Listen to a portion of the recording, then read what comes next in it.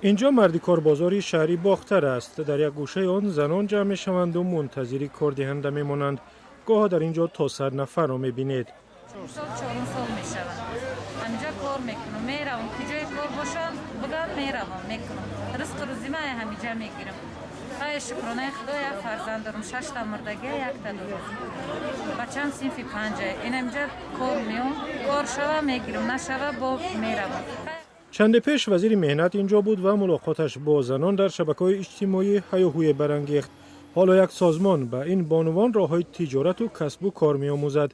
برگزار کنندگان دوره آموزشی امیدوارند که بعد از این زنان با کار دائمی و درست تامین می‌شوند. دوزندگی، پزندگی، بعد پرکماخرسکی کشونای حسن، کامپیوتری، من رحمت به حکومت ولایت، رحمت به حکومت شهر که تشکیلات ما را دستگیری کرده استاده است.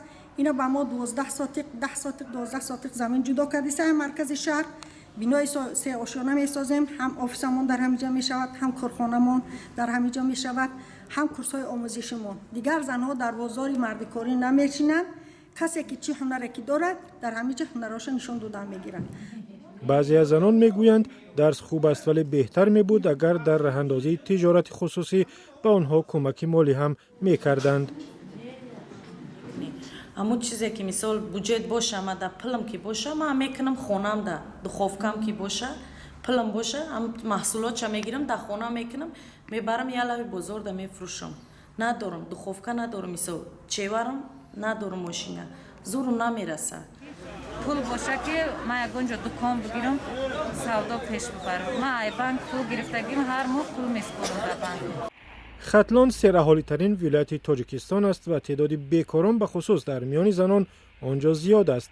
مقامات میگویند سعی دارند زنان بیکار را با شغل تامین کنند. ما ریاست یگانتی میان شغل در ولایت ختلان با مقصد با شغل فرا گرفتن و با کسب منزل جلب نمودن مردکاران شهر باختر در سال 2020 5 مرتبه یک مرتبه جای کاری خالی وظیفه آزاد خود را و در ماه ینور یک مرتبه جای کاری خالی و وظیفه آزاد خود را گزارانیده است. این در این 160 نفر مردکاران همین مردکاربازا اشتراک نمودند و به سبب بیکاری زیاد در تاجیکستان سالانه صدها هزار نفر برای کار به روسیه می روند. صف زنان هم در بین آنها سال به سال زیاد می شود.